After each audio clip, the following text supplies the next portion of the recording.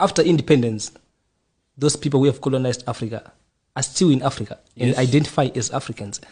So when you're pushing for the agenda of Pan-Africanism, is it excluding the same people who are colonizers, or it is also including them in the Pan-African movement? I think that anybody who is here or anywhere who wants to build African sovereignty and ensure that we are not a pawn in another geopolitical contestation between East and West, I would consider them to be a friend of Africa and an African. The extraction, and you're right, we are still colonized.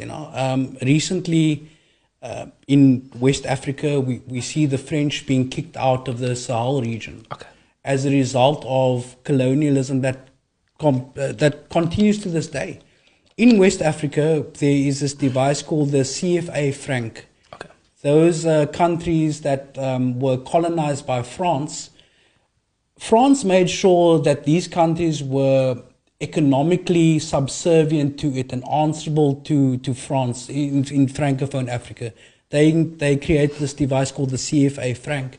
It is a currency, or rather more than a currency. France determines the value of that currency, how much of that currency is allowed to be printed, and those African countries in the Sahel would then be it would be easier for them to trade with France than it would be to trade with any other partner.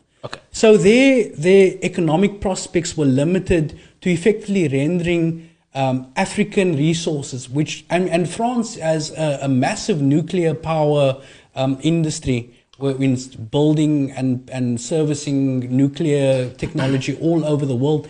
It needs those resources from the Sahel.